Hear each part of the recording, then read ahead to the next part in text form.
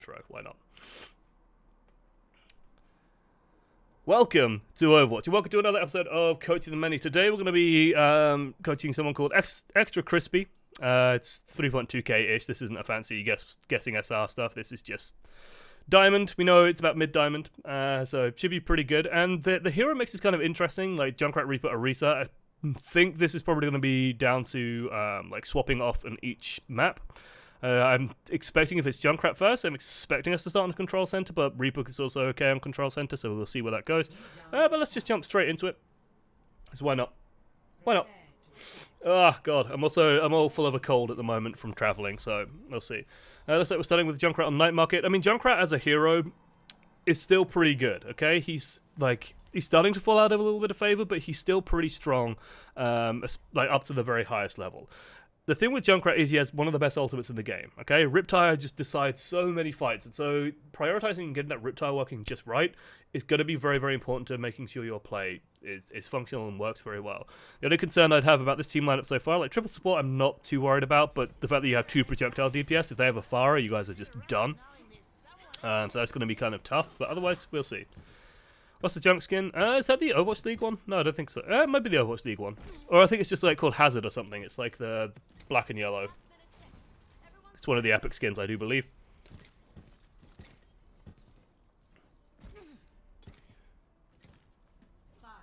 It's nice to see the original skins. Okay, so we have an Orisa as well. That's kind of interesting. We have a Reinhardt. So one of the things, again, just to like reiterate this, okay, we sort of get a glimpse of it here, but just as we're leaving the gates, I always like to press tab and check just what we're running out with, because as you can see, like, we're getting ready to go, the healers are kind of playing chicken with each other, and then suddenly an Orisa pops up, okay, someone swapped to Orisa, and then we hear a Reinhardt come out, and it's like, I have no idea what we're playing with. So I want to know what we're playing with here, because that's really going to dictate a lot of what we're going to be trying to do. And we riff the rollout a little bit.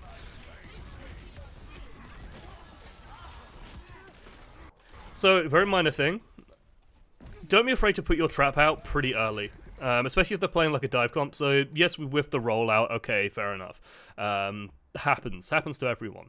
The only thing I'd say is, like, it looks like our momentum comes up a bit short on this one. Yeah, it's just a little bit unfortunate. I mean, you could probably just make that jump from the floor, to be honest, and not have to use both of your minds. But anyway, don't be afraid to get up close, especially to your tank, and just put like a trap here. The reason why is because if the enemy team is playing dive, they're going to jump straight in on your Reinhardt. Your Reinhardt's probably going to pull back a little bit. Hopefully he's going to pull back a little bit. So you want to kind of almost you want to have that trap down nice and early, so that when the enemy comes in to dive you, well, they dive straight into a trap and you get basically a free kill. It's very good for trapping Winstons, very good for punishing Genjis that get over aggressive, or in this case, a moronic Lucio that jumps right into your team. So we do get the trap down eventually. Keep an eye out for that Doomfist. Didn't quite see where he went.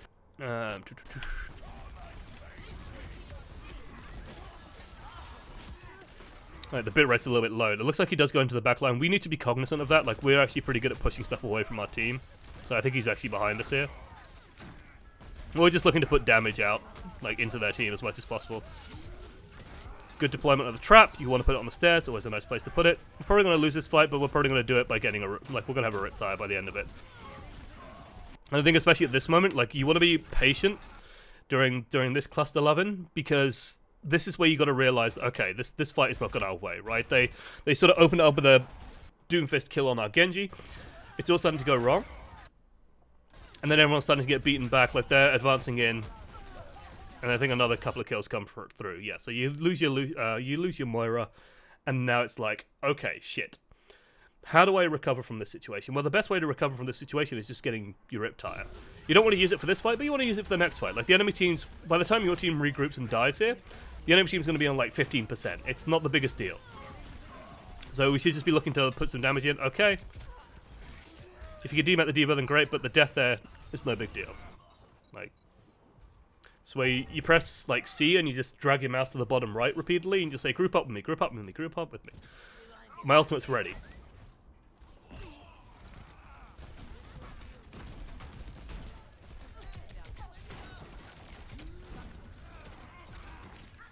Okay. It's not the greatest, not the most perfect, but pretty good. So let's talk about using Riptires. Let's talk about getting the most value out of a Riptire. How do you do that? How do you get the most out of each Riptire that you do? Well, the simplest answer is that your team needs to work with you to do that. So what you'll see pro level teams do quite a lot when they bring up the Riptire doesn't just go in on its own. The Riptire almost covers an attack, so then people will push out following along with the Riptire. Like the Riptire will be, so you basically force the enemy to make a choice. Do you attack the enemies? Do you attack the Riptire? If you attack neither, well, you lose. If you attack the Riptire, then the enemies kill you. If you don't attack the Riptire kills you. I'm more than fine with this sort of doing it from here. I really like the patience here. I'm not just like running it out straight away. You could honestly just leave this here for like a couple of seconds and then let your team sort of react to this and start pushing out, and then you can go out and do stuff with it. We managed to spot the Lucio and the Doomfist. 2 easy kills. Perhaps a little bit over aggro on the run out. But this is where like the Zarya needs to be pushing forward. Reinhardt died, which is a little bit of a shame. Like people are pissing about. If you're playing with a Junkrat, of course, the opposite remains true. That if a Junkrat's using a Riptire is a great opportunity for you to push forward, for you to follow the Riptire, for you to do things with that, sort of the space that it creates. Because if you don't, then it's a little bit of a waste. Wouldn't mind seeing a touch of variance coming out here. This is a little bit overbold. I like the fact that we're just standing on a mine though, with the meteor strike coming out. Just keeping an eye on like where the fighting is happening. So it's all the way over here. So if actually you went up and over and came out up top, or you went sort of just up the stairs and came out up top, you're actually in a good position to sort of do damage from above, and you can get to your team pretty safely, or you can just bounce away. Like you can actually do a lot with this positioning. By doing this, by coming out in this low ground, like we are kind of stuck, we're hampered in, we don't have any like vertical options, and most of our options run us into the enemy team. So we've basically isolated ourselves quite heavily by coming out here. This is a kind of a nice touch, just bouncing in, but then like I'd be heavily considering like running this way, but I understand just standing on the mine here. I think this is kind of technically the right choice when you hear the meteor strike going off, is you just want to stand on top of the mine and just say, yeah, try me. Like if you try and land on me, I'm going to bounce away. The only thing I'd say that if you're occupying this position and you haven't seen that the health pack is taken, so let's take a look. So the health pack is there. Like use this sort of thing to your advantage, right? You can stay here, drop the mine. If they come out, like if Winston's harassing you, well, you just you shoot him a couple of times, take 2 steps back, pick up the large health pack. What's he gonna do? What's he gonna do? You got a large health pack right there, literally right there underneath you. You can go grab it, no problem. It'll be super easy to do. So absolutely keep that in mind. Absolutely keep that in mind.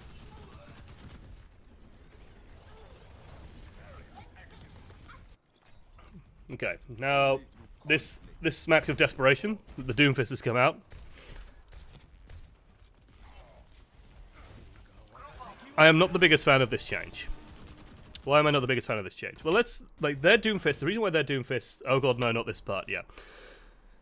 The reason why this is going to be ineffective is their team is doing a very good job of just holding outside the doorways, right? They're playing in the main courtyard space. Okay, so you can imagine like the wall is here. Actually, let's just draw in the walls. Like the walls are like here. Okay, and there's a doorway here. And there's like these walls, okay? And they're playing outside of these walls, okay?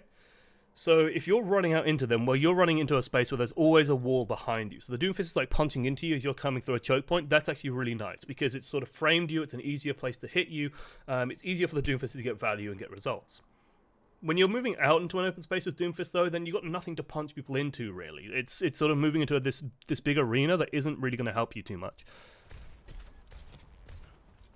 Another thing I'd say is if you're playing Doomfist, you want to be coming from above where possible. So you'd want to be dropping down onto people.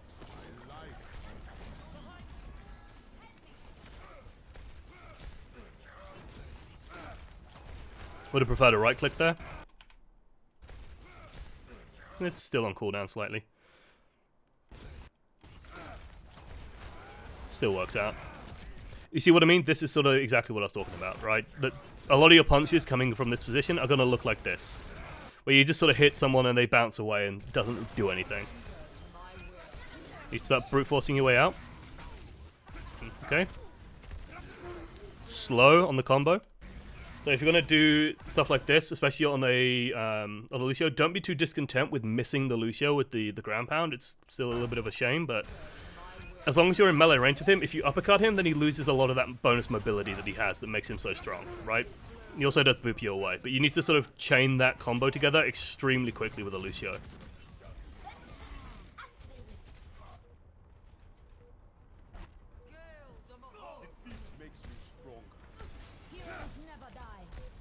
Yeah, you're gonna struggle with the Doomfist on this one. I'm capturing the objective.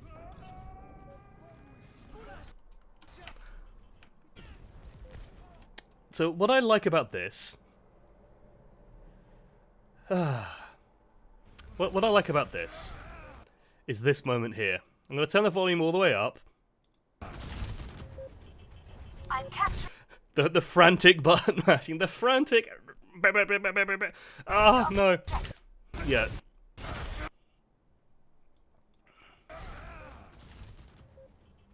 I'm capturing the objective. Didn't quite get the distance.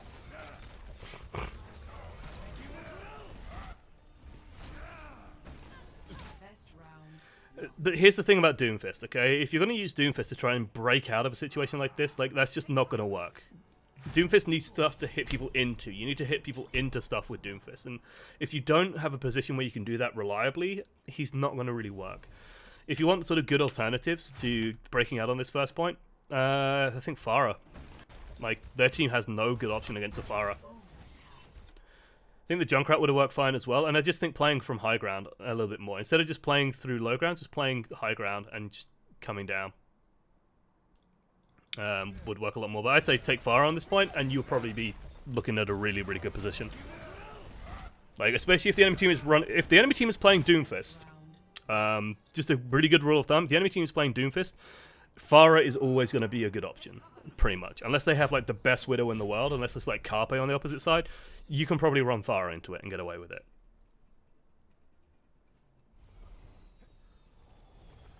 You don't take a hint, do you, Well, we're going to change things up. Speaking of, was this garden or was this control center? I was not paying enough attention. Control center. Reaper. Reaper, I think, is an underrated hero on ladder. A lot of people don't respect him. I know that he had a flourish of popularity recently because someone on North America got rank 1 with him. Like one-tricking Reaper. What Reaper is exceptionally good at is punishing people that don't know how to play against Reaper, and that's most people. So you are looking to bully the shit out of tanks, more than anything. Like, you just want to bully people. Reaper is a bully.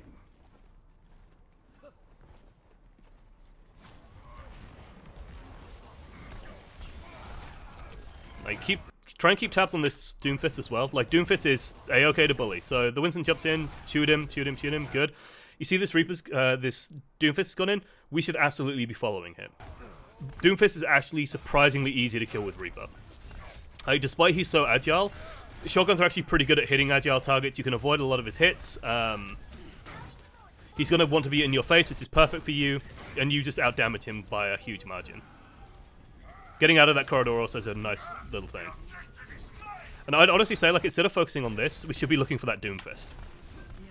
Alright, he's going to be somewhere looking to bully your backline.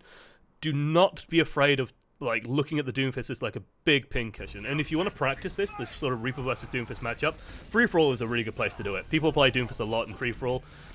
It's kind of funny how easy the matchup is. As long as he doesn't one-shot you, you just shoot the shit out of him.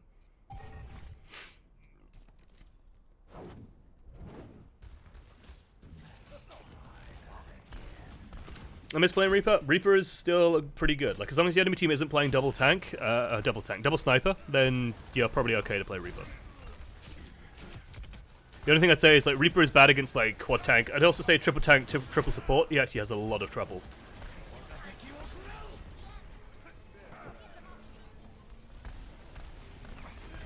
That's where you want your Junkrat. Yeah, we definitely want to play aggressive here. You get a little bit lost there. You seem to be getting confused by these Lucios a little bit. It's okay, just don't be afraid to just run at them. Good. Keep running at them. Notice you're building up a Death Blossom. Break down the barrier. Just keep mashing out that damage. Good. Doomfist is coming in. He's going to come back out. Good. Gavin's gone huge. Now you want to play close to choke. I also think you're mono support at this point, which is quite funny. You definitely want to play close to choke. Like, try and get control of this door. Like, why are we afraid? Why are we afraid of a diva? Like, we're not afraid of a diva. Diva physically cannot kill you. Very easily at the very least. Like, it's very difficult for her to do so because you're going to be shooting her. She's going to defense matrix it, then that's going to drop and you're just going to go bang, bang, bang, and all your health's back up to full. Right? Where's the Hanzo?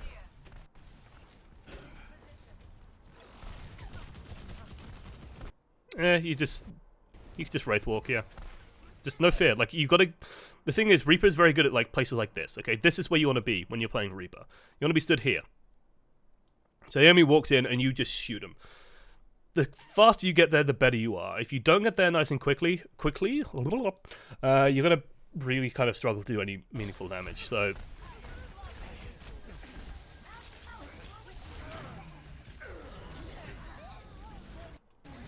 And it sounds weird, but, like, I think we still give them too much respect here. Like, you can play into this a little bit more aggressively. And I know Wraith Form's on cooldown, but... Like, you got a Moira healing you, you've got a whole pile of good shit. I do think that your supports let you down a little bit there, like, they need to play closer. And okay, this isn't over. Especially because you should have a grab soon. Yeah, it's 69%. Oh! Super Gita now. This is not what you should do. Never do that. I'm going to do a quick experiment. Bear with me. So this... And 1, and 2, and 3, and 4.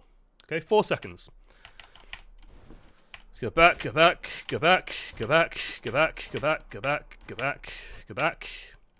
Sounds like a nice name for an alien. Go back. Okay. Are you ready? I'm going to blow your freaking minds. 1, and 2, and 3, and 4, and we're pretty much there.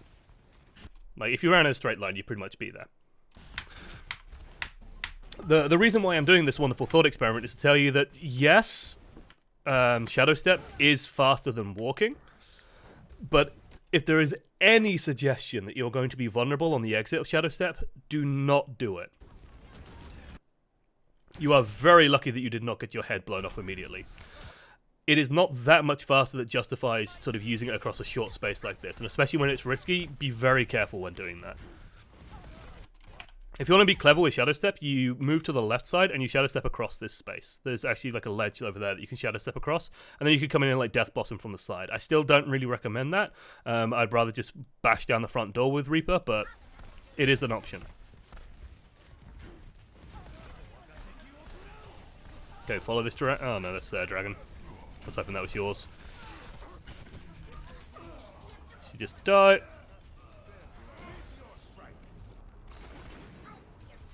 He's 100% safe, no risk, and he still fucks that up somehow. Lel.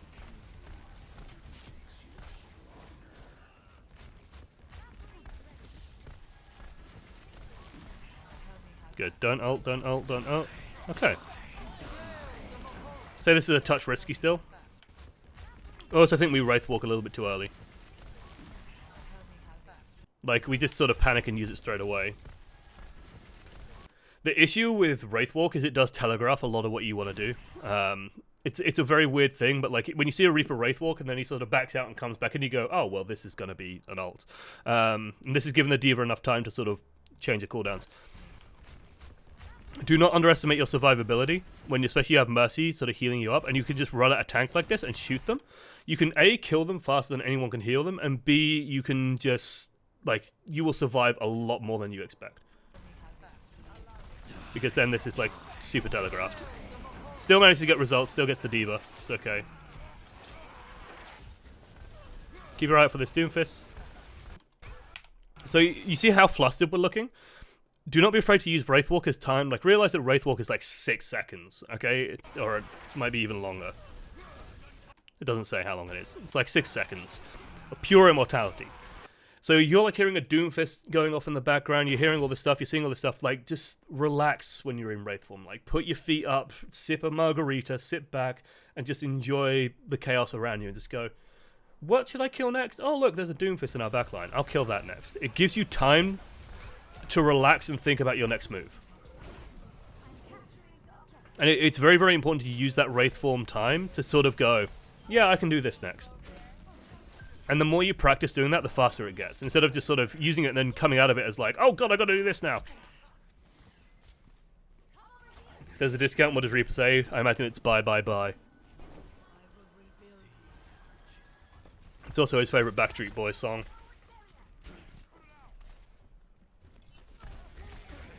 Again, holding close, this is what I like to see. Like, notice how not scary at all this is. Especially once that barrier breaks, like, notice how little damage we're actually taking. Right? The thing is, the supports fucking love this, because you're building up ultimate charge for them. The enemy tanks can't push through you. You can just stand here shooting people all freaking day. You're completely safe. If you drop down to under 100 hit points, you Wraith form. You're still safe. You'll still be healed up. And you can either just stay put and get healed to full and then continue shooting, or you can just back away, maybe loop around.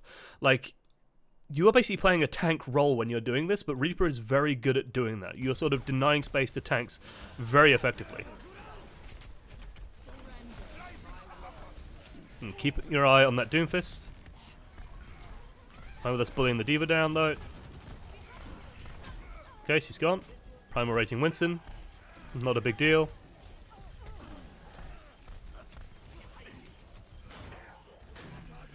The nice thing about playing Reaper is to never have to be afraid of tanks.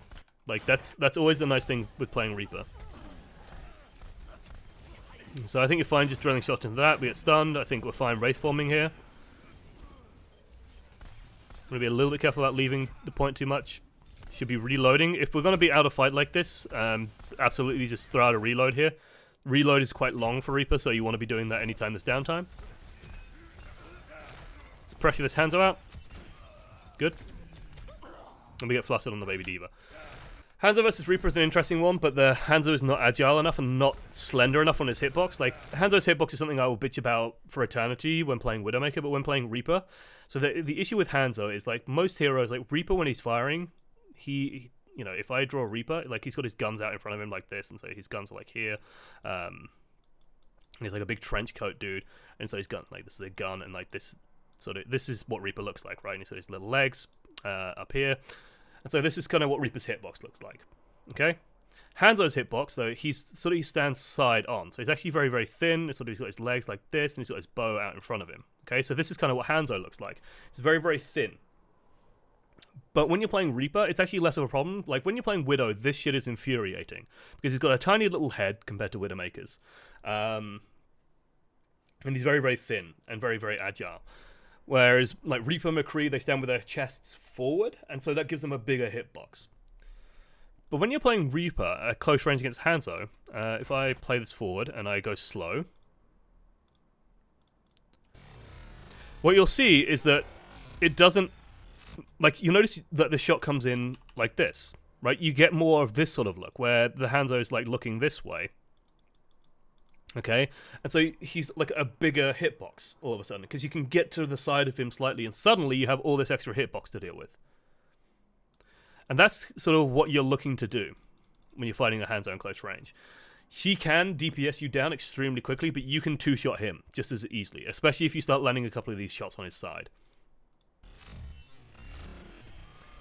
Baby D.Va, on the other hand, is a nightmare.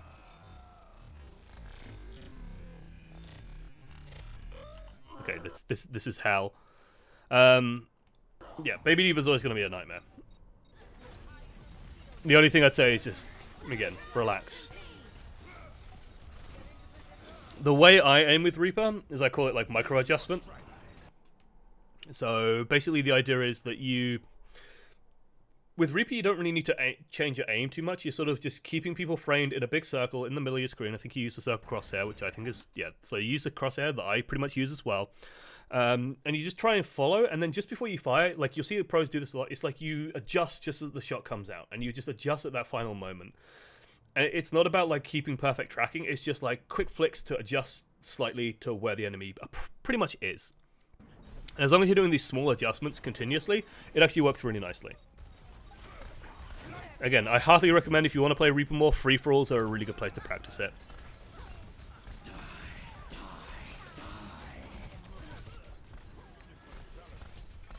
Just keep bullying this diva. She's going to be out of defense matrix. Like, here's just a small little tidbit, which is that if a diva's used all her defense matrix to eat up your Death Blossom, and you still got a kill for it, well, guess what? The diva's got no defense matrix now. Like, so you can just bully the shit out of her now. Waypoint. Quick reload. I like it. Good. Lel. Free for all, undiscussed. Free for all is so good for practicing tech and practicing mechanics. Yeah, I think like to me the big weakness of that round was just not hold. Like when you took the point first time, you got to get set up and hold that doorway close as aggressively as possible. Okay. So I think you've spotted exactly what I spotted, which is that this team comp lacks a tank. The Pharah is a pretty good choice. Pharmacy, very good on this map. Hanzo, gonna be okay. And then I think we'd make an interesting decision based on the title of this video. So we're gonna make a very odd choice. We're gonna pick Roadhog. Okay. Not the choice I was expecting. Not the biggest fan. And we might just learn why, pretty much instantaneously. So, how are you going to deal with this Pharah? Okay, Hanzo headshots her. Fucking typical. Fucking Hanzo. Yeah, so the issues with Roadhog on this map is a lot of very, very open space, okay? If I... Lijiang, Tower, Garden, map... Pretty sure I'm gonna go back to like I've done this numerous times. It's just like a Chinese website or some shit that does this. This actually looks like a good one. Please work, oh, for God's sake! Just give me this map. That's night market. That's garden. Okay, this is a very, very, very open map. Roadhog does not thrive on these open maps. If you take the point, then sure, Roadhog will actually start working pretty nicely. Like you can just hold this area here, you can hold this area here, and you can start hooking people into the pit. When you don't have a main tank, when you don't have like a way of dealing with, you know, damage coming in at you, when you're just pushing in straight up through, the Roadhog's going to be a bit of a liability, because what the enemy team's going to do is they're going to just stand behind the barrier and just shoot you. Like, you will not be able to close this distance safely without taking a shitload of damage just to do so. You're either going to have to roll out and go through point, and then just try and brute force people down, or you'd have to go through and, like, come through this way. I think that trying to occupy the middle here is just going to be asking for trouble. So, if you're going to play Roadhog on this map, it's viable. You'll see people do it all the time on ladder, where they'll just start hooking people. Like, you'll take the point, and then you'll start hooking people across here, and just start dropping them in the pond. That's all fine. But just keep in mind that you're probably playing, especially in current meta, into a Pharah Hanzo, or a Pharah Widow, or a Pharah Tracer. That's going to be difficult for you to deal with. Just be very aware of sort of the amount of open space. I'd say, like, if you're playing mono tank on this one, Winston would be okay, Diva would probably be okay, Reinhardt would be iffy, but okay. So we're trying to leverage our shield break. Enemy team capitalizes, we're on the back foot, but we heal up. Enemy Reinhardt goes freaking insane, but team has no protection, and we get punching back down and killed.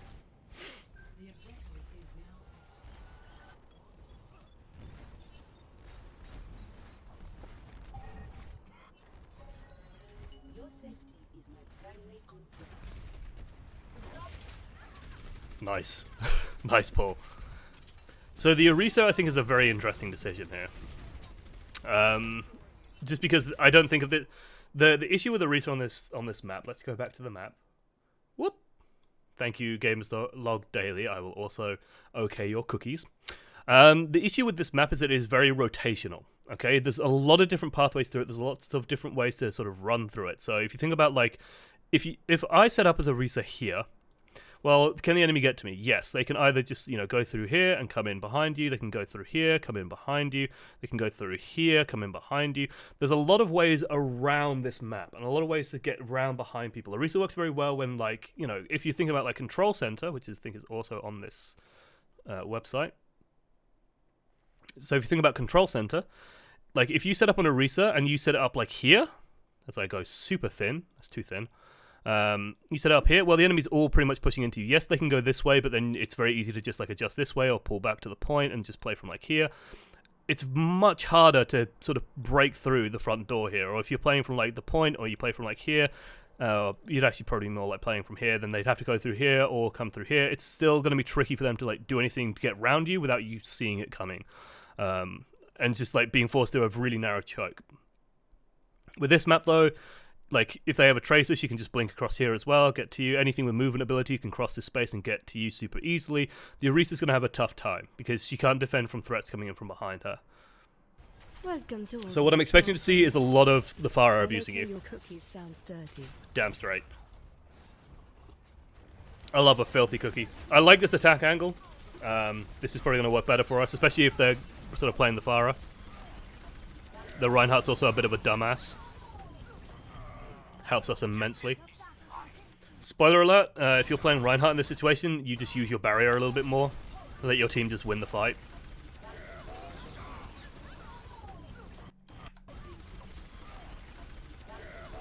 Okay, that's not too much of a bad. It's coming off cooldown still. We'll try and get it out. Lel, Hanzo.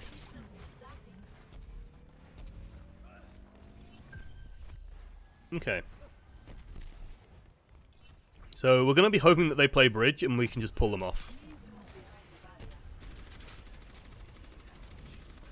So yeah, bully the barrier. You want them to engage you here, and then you want to hold on to your halt. Jesus, this Hanzo. That's it. I'd say that's too early.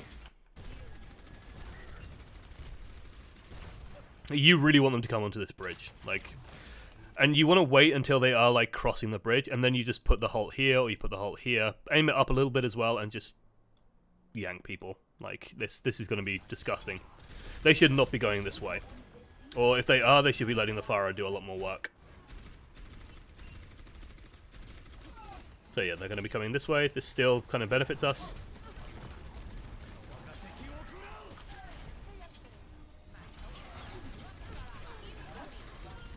It's a good barrage from your team.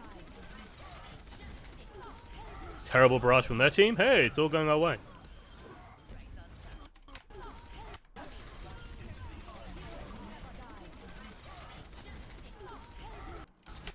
Sounds like a weird thing, but when you start getting to this point, especially if you see a vulnerable target like this Mercy, do not be afraid to just like halt the floor. Like if you want to set up kills with Orisa, just fire a halt at the floor, because it like halts sort of, you know how it feels, right? You're like moving, you end up stopping, and then you get pulled back into the halt, and you sort of end up stuck.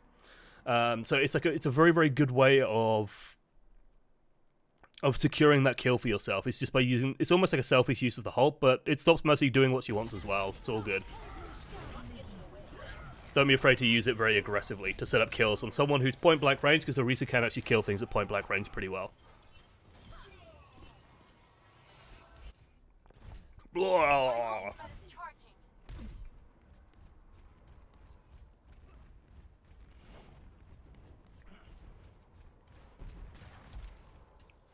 That's an interesting halt. Let me just see something. Yeah. So part of why I think, and like, you know, I'm discovering this myself, to just verify this myself. Like, halts like this one are probably not worth doing. Let me explain why. Watch halts when you use it. Okay, just watch the button over there. I copy. Notice that the cooldown only starts after you've activated it. So now if they try and cross the bridge, well, we don't have halts. If they're coming across the bridge now, we won't have it. And so we kind of want to have this cooldown available. Like, we really want this cooldown available. We want to make this bridge freaking miserable for their team. We want it to be so demoralizing. They're trying to cross into a Pharah, Brigitte, Orisa. Not going to happen. So, something like, I mean, I'm learning that, but yeah. So, just worth keeping in mind. And this shiny, ostentatious golden arrow. You have a supercharger for next fight. Probably going to be the final fight if they want to try and do something. I'd say be very careful about doing this. This area, I haven't seen a Graviton Surge come out this area in a while, so I'm probably thinking, hey, yeah, this is going to be a Grav coming up, right? So if you give them an opportunity to kill off the main tank, they might just take it. There it is. At least we got the bongo out.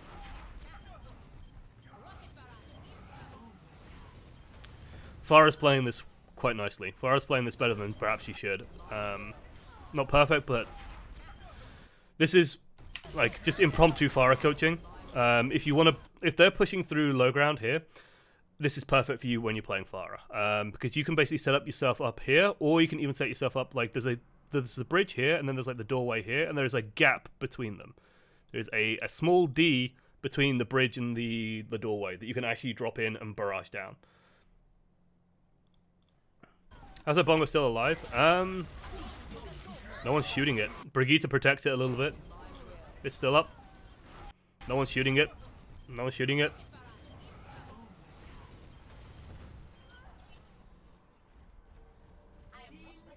No one sort of broke in properly. And the Farah just killed everyone on the way in.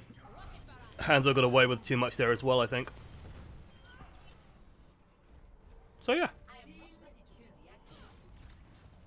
If I had to sort of say anything overall, it's like very, very minor things. Like some of the hero choices are kind of weird.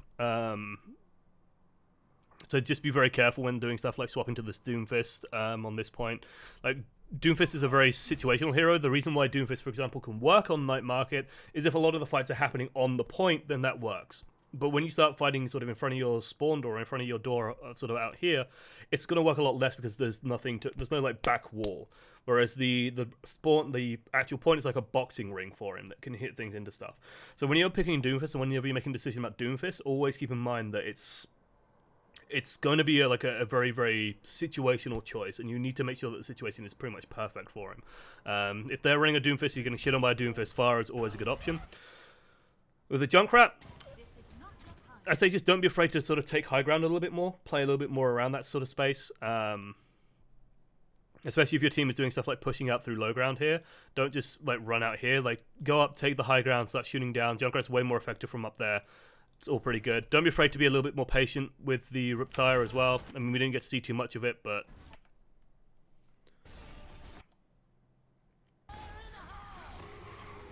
like we could have just held that for a second or two longer there. There's a weird thing where it's like, I call it body language, like body language to your teammates and sort of giving intent to the team is like a really big deal. And you got to remember that people tend to react to stuff like that isn't their own stuff they're doing kind of slowly, like slower than you would expect. And that's just no fault of their own. That's just sort of how people work. That's how you work. That's how I work. That's how everybody works. You need to read into what other people are doing. And so if you use your Riptire, then like leave it here for a moment or two, it sort of gives the team time to go, there's a Riptire. Okay, we should probably be pushing out with that. You know? And it sort of gives the team a second or two to react to it and think, okay, well, this should be happening. Maybe the enemy team backs away. If they do, you don't really care. That's still let your team come out. You can still hunt them down. The Riptire's faster than they are, and you can try and like go over the walls and stuff like that. You're still probably going to get results off of it. So don't worry too much about that. Again, with the Reaper, I'd say just be less afraid. Like, there's quite a number of times where it feels like we're backing out or being overly careful, when we don't really need to be. Like, we can be a little bit more ballsy with our play. Reaper is kind of an all-in sort of hero, where past a certain point, you are going to just have to stay and fight and fight and fight, because you do have such strong safeties. You do have the ability generally to like wraith form out of a fight, so when you are engaging a diva, like we do a little bit later on, I think around here, next fight, when we're engaging a diva in moments like that, then we can play more aggressively than you would expect, right? We can stay in here for a little bit longer. Before having to play it careful. And then don't just death blossom the moment you come out of it. Come out of it, start shooting a little bit more, like you still got targets in range. It still works out, but we can optimize. And then with Orisa, I just think the Orisa is a bit of a weird choice. We play it okay, just be careful with your halts. We do a good job of adjusting, cycling, and rotating where the enemy team's going. We keep an eye on the enemy team. We're hitting the right stuff. Like, the Orisa seemed okay. It's kind of like a bit of a scattershot coaching the many, but there you go. Very briefly, I'm going to just like take a short break, because what I want to do is cut this and then make it into its own VOD, and then for the next VOD, we'll be back with more coaching the many. So, in chat, because I'm going to cut around now, so if you're watching on YouTube, it's probably already gone. Submit stuff to coaching the many. Just it's all in the description. Good stuff. Right. Bye, YouTube. Okay, chat. What do you want to watch next? Let's have a look. What have I got? Let's see.